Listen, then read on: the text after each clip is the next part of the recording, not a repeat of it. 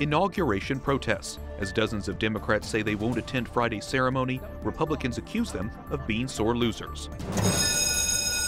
School choice. Donald Trump's pick to lead the education department could impact families who want to send their kids to Catholic schools. Abortion numbers down. We'll hear from both sides about a new pro-abortion report. Talking to animals, why cows, chickens, and sheep took center stage today at the Vatican. On EWTN News Nightly for Tuesday, January 17, 2017.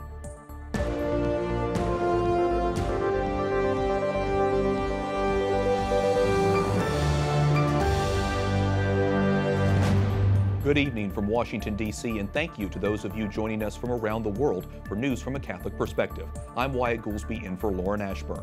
More than 40 House Democrats will be no-shows at Donald Trump's inauguration. They say the president-elect is a threat to democracy, but Republicans are dismissing the boycott, calling Democrats sore losers. Representatives Steve Cohen of Tennessee, Gerald Nadler of New York, and Don Beyer of Virginia join the growing list of Democrats who say they will not attend Trump's inauguration. The number is rising after Trump lashed out against Representative John Lewis of Georgia, who called Trump an illegitimate president. Martin Luther King III, who prayed with Trump yesterday, is calling for unity. At some point, this nation, we've got to move forward. We can't stay on. I mean, people are literally probably dying. We need to be talking about how do we feed people? How do we clothe people? How do we create the best education system? But dozens of lawmakers disagree. When I heard that Trump denigrated and disrespected the greatest icon and civil rights leader of our time, John Lewis, I could not believe it. This was just the last straw. Republicans are dismissing the boycott. Democrats lost. Donald Trump won. You may not like him. You might not agree with his agenda, just like we didn't agree with President Obama's agenda. But show up. Also showing up on Inauguration Day and over the weekend, thousands of protesters. One organizer is Code Pink, a left-leaning women's group that promotes social justice. We want to send a message to people around this country that are afraid of Trump that, let's not get depressed. Let's not just say, okay, I'm not going to deal with politics. Let's get out there and organize. As for the boycott by Democrats, Trump's press secretary reportedly says it's disappointing, but frees up good seats for others. Top Democrats are still expected to attend the swearing-in, but they're not calling out their colleagues. Senate Minority Leader Chuck Schumer says each person has to make their own choice. One of the biggest protests will be the Women's March the day after Trump's inauguration, but it seems pro-life women are not welcome. The group New Wave Feminists says it was dropped from the list of official sponsors after organizers realized they are pro-life. Despite being rejected, the group still intends to participate in the event, and they are asking pro-life women to join them. The nonprofit was founded in 2007 to, quote, take feminism back from those who have corrupted it. Trump is shrugging off polls that show him with low approval ratings. A new Gen Forward survey says young Americans expect to be worse off after his presidency. The president-elect tweeted, the same people who did the phony election polls and were so wrong are now doing approval rating polls. They are rigged just like before. Conscience rights are being raised as many voice their objection to Donald Trump's presidency. A Rockette and member of the Mormon Tabernacle Choir refused to perform at Trump's inauguration because of the president-elect's rhetoric and policies. Joining us now is Jordan Lawrence, Senior Counsel with Alliance Defending Freedom. So Jordan, in recent years, conscience rights have been cited by conservative groups, and it seems like more recently now we've been hearing them from more liberal groups. Is this kind of an area now where they can find common ground? Well, I hope so, that no one should be compelled to either participate in a ceremony or to advocate a message they disagree with. And we've been trying at Alliance Defending Freedom to get that message out. But the opposition to Donald Trump is giving us a new opportunity to explain that, because when the Rockettes, the woman in the Mormon Tabernacle Choir, even the Airbnb owners in Washington, D.C. that are refusing to rent Inauguration Day housing to Trump supporters, are making the same kinds of arguments. I, in good conscience, cannot participate in something I disagree with. Well, people in power don't always agree with the majority of citizens. Isn't in the Constitution built something that can protect those people's choice or conscience? Yes. I mean, we have to be careful whenever the government is exercising coercive power.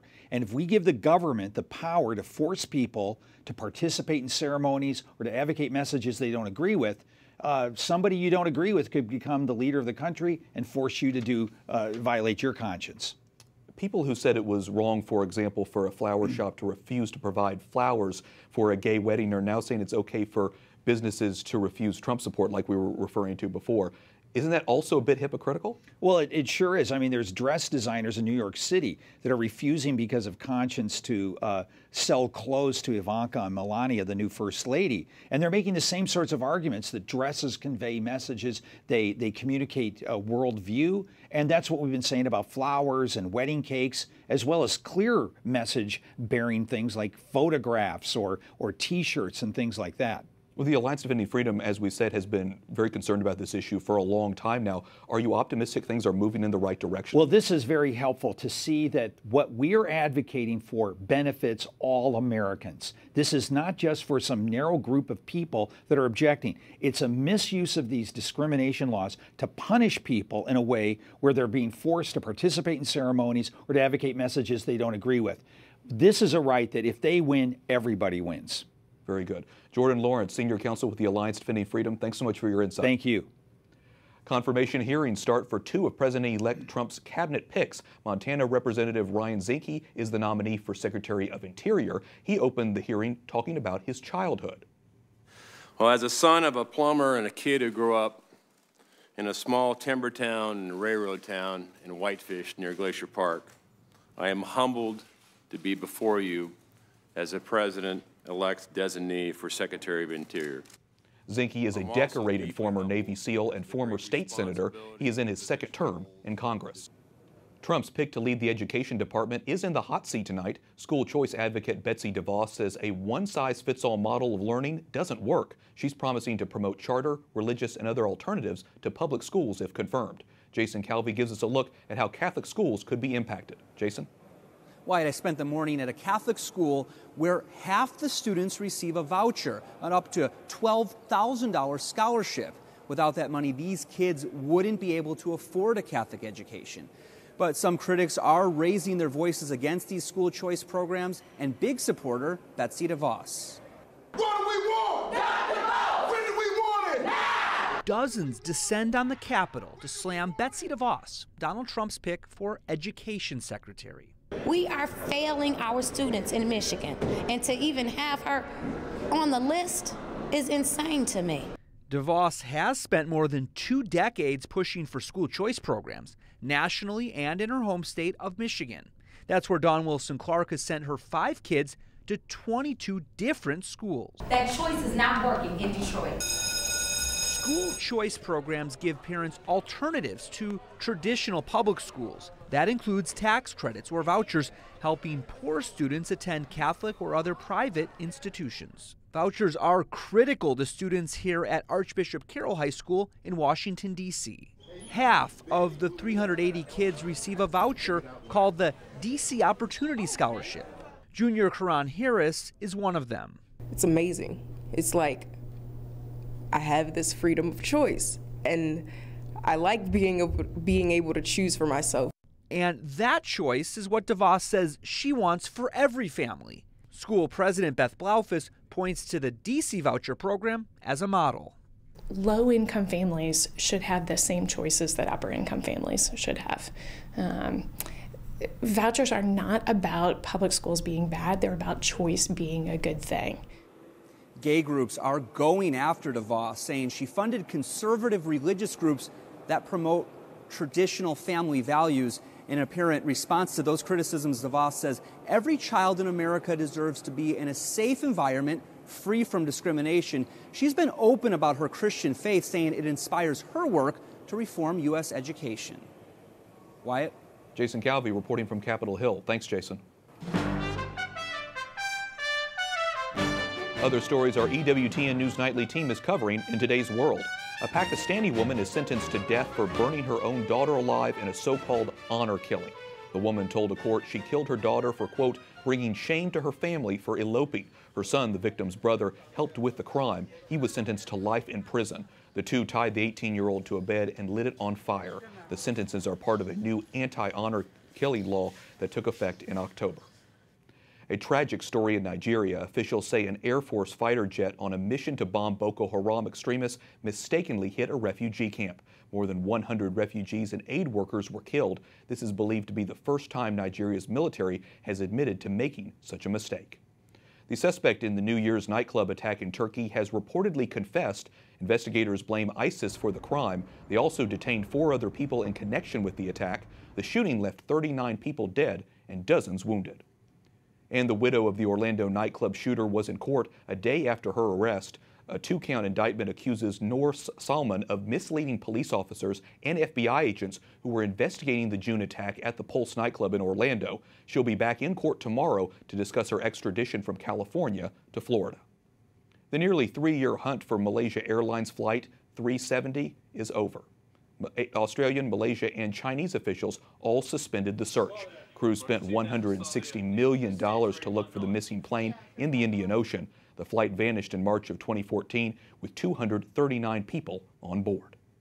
British Prime Minister Theresa May makes it clear the UK will make a clean break from the European Union and leave its single market of some 500 million people. Bits of membership as we leave. No, the United Kingdom is leaving the European Union, and my job is to get the right deal for Britain as we do. May says she doesn't want the UK to be half in and half out or an associate member of the EU. Britain's Parliament will be able to vote on the final Brexit deal between the UK and the European Union. The Vatican reaffirms its confidence in a commission appointed to investigate the Knights of Malta. The Pope ordered the probe last month to see what led to the dismissal of one of the group's top officials. The Knights of Malta was founded in Jerusalem during the 11th century. Members of the Catholic lay order served the church through their work with the poor and the sick and their witness of the Catholic faith. The Knights are saying they will not cooperate with the Vatican's inquiry, saying it interferes with their sovereign status. Lauren Ashburn spoke earlier today with the National Catholic Register's Rome correspondent. Ed Penton, Rome correspondent for EWTN's National Catholic Register, joins us. What led to today's announcement from the Vatican, Ed? Well, it all stems really from the dismissal in December of the Grand Chancellor, who's the 3rd in charge of the Order of Malta, who was dismissed and because of his involvement in distribution of contraceptives. At least he was ultimately responsible for that. Over the past couple of decades, he refused to go. He was asked to resign. He refused to resign, and so he was dismissed. And that has led to the Vatican setting up a commission of investigation just to obtain information into exactly what happened. What's the Vatican saying about the role of the commission appointed by the Pope? Well, the commission, the trouble with the commission for the Order of Malta, as far as they're concerned, is that it impinges on their sovereignty. The Order of Malta is a sovereign subject. So to have the Holy See intervene on an issue of what they call internal governance is interference in their sovereignty. So the Knights of Malta are opposed to this commission, but the Holy See, in a statement today, has restated its willingness for this commission to go forward against the wishes of the Order of Malta. So how do you think this will be resolved? Is that it? Well, there's plenty anything could really happen, but I understand that both the Order and Cardinal Parolin, the Secretary of State, have been in private talks earlier this month to try and resolve this. And I think they're all going to try and find a way to resolve it in which everyone saves face, including the Grand Chancellor, Albrecht Boeselager. I think that's what they're trying to find a solution to. Whether they'll be able to achieve it, of course, we'll just have to wait and see. Ed Penton, Rome correspondent for EWTN's National Catholic Register. Thanks, Ed, for joining us. Thanks, Lauren. Coming up, protecting the unborn. We'll get reaction from the pro-life movement about a new pro-abortion report. Lessons in history, how previous presidents could serve as an example for Donald Trump.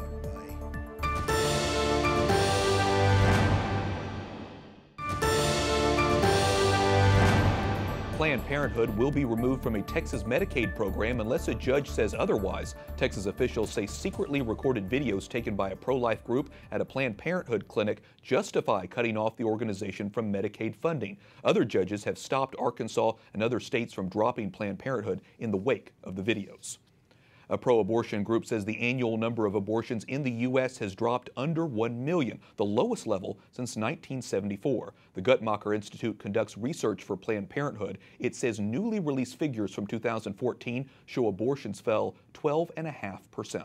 Americans United for Life say this is evidence that pro-life laws are working, and we have a reason to celebrate. But AUL acting president Clark Forsyth cautions we have to take the abortion industry's claims with a grain of salt. President-elect Donald Trump will be sworn in using two Bibles. The Presidential Inaugural Committee says Trump will use his childhood Bible and the Bible Abraham Lincoln used at his first inauguration in 1861. Donald Trump has proven himself immune from conventional wisdom and politics, but as he assumes the office that only 44 others have occupied, are there historical lessons he might find helpful? Joining us now is New York Times best-selling author and historian Jay Winnick. Jay, you've written several books focused on pivotal moments in history, and at some point presidents really have to face something they've never anticipated before. Noting how Trump sort of lacks a clear ideology, how do you think he's going to face some of these pivotal moments? Well, I think the first thing for him to remember and for him to bear in mind is that the first rule of being president is expect the unexpected. He's going to have his hand be put on the Bible by Abraham Lincoln. Well, Abraham Lincoln, after he got inaugurated, he assembled a gaggle of reporters and he said, "Well, boys, your troubles are over, mine have only just begun." Little did he know that a great war would commence that would consume 620,000 lives, 18 million lives in today's parlance. So the rule of thumb is, whatever you think you're preparing for, the agenda will change and you'll be hit by something different. You've also written about the isolation of the presidency. At certain points where the president has to make a critical decision, most of the time he's got to make it on his own as commander-in-chief. Noting that Trump has a pretty good relationship with his children and really trusts them the most, how do you think that's going to play into him making some of those tough decisions? Well, certainly I think it's the case that he'll be leaning on them. He'll be leaning on them both for emotional support as well as for intellectual advice. But the fact of the matter is no matter how gregarious a president may be, i.e. how gregarious Trump is, no matter how involved his advisors or his family is, no matter how ardent his supporters are, he's going to find when faced with some of the tough decisions, whether it be with Russia or ISIS or Syria or the common working man at home, that the White House is a forlorn and often very lonely place indeed. Donald Trump's confidence, though, seems unmatched, at least so far during the campaign. Who do you think in history sort of matches that, at least in terms of his connection with the electorate, and who do you think he can learn from? Well, I think it's good to have confidence. Confidence is good. George Washington had confidence, although after 2 terms of being president, in which he was elected unanimously both times, he was ready to go.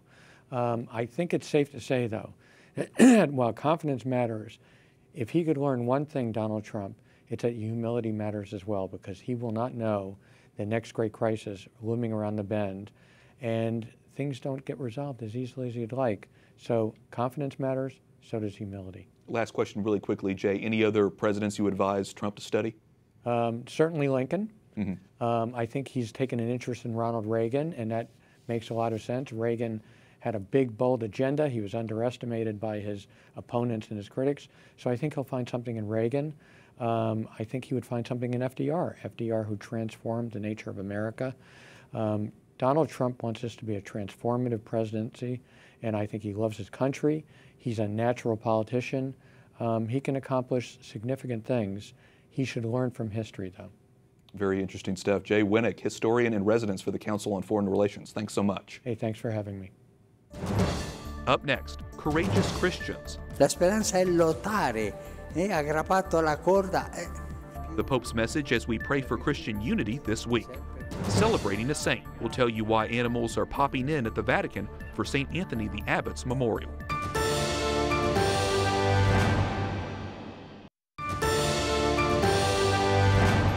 Pope Francis calls on the faithful to be courageous Christians.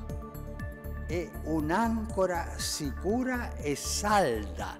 In his homily today at his residence, the Holy Father encouraged everyone to be anchored in hope and able to endure in difficult moments. Pope Francis says hope is the virtue that's least understood, but strongest. The Pope's message comes on the eve of the International Week of Prayer for Christian Unity. The event began more than 100 years ago to bring Christians together through the love of Christ. After a year-long investigation, the Department of Justice released a report last week blasting Chicago's police department for using excessive force. The Department of Justice has concluded that there is reasonable cause to believe that the Chicago Police Department engages in a pattern or practice of use of excessive force in violation of the Fourth Amendment to the Constitution. As the city struggles to contain violence and improve police and community relations, there are bright spots on the force. One of them is Catholic Antonio Herrera, who last year received an honor for his heroism. Lauren Ashburn spoke with him earlier today. We are happy to welcome Officer Herrera to the program. There were more than 750 murders in Chicago last year, and the Department of Justice report about the police department was very critical. Does this tell the whole story? The true story is that police officers put in a lot of long hours that go unaccounted for. They're very involved with the community, even on their own personal time while off duty. Sometimes these officers go above and beyond the call of service from their own pockets. Tell me, though, what you think does need to happen to improve the murder situation in Chicago. Well, one thing that is happening now, the department is beefing up their numbers. They went on a hiring spree. They are putting more numbers, more officers, more seasoned officers into the detective division. They're bringing new technology to the department. I think that the department, like anything else, is adapting to the increase in homicides and violent crimes that we had this past year. You're Catholic. How, as a police officer of one of America's toughest cities, how often do you rely on your faith, and how do you rely on your faith? Every day. Every day you rely on your faith. I know I've been on calls and I've heard myself asking myself, you know, Lord, help me on this one. What am I going to do here? And lo and behold, by the time I get to the person, by the time I get to the client, I reach out of the back pocket and pull something and resolve the situation, and everyone leaves content. And it's something that, you know, I'm very grateful to have. Well, congratulations on your award, and good luck on the streets of Chicago. We'll be thinking of you. Chicago Police Officer Antonio Herrera, thank you for joining us. Thank you so much. You have a wonderful day. And finally tonight, animals take over the Vatican today. Cows, chickens, sheep, and donkeys all took center stage for the annual Blessing of the Animals on the feast of St. Anthony the Abbot. St. Peter's Square featured a makeshift livestock pen. The farm animals were joined by cats and dogs brought by their owners and a police band on horseback. St. Anthony was a monk who lived in the 3rd and 4th century. He's known as the patron saint of domestic animals because of his regard for all animals during his lifetime. And for all of us here at EWTN News Nightly, to all of you around the world, I'm Wyatt Goolsby. Good night and God bless.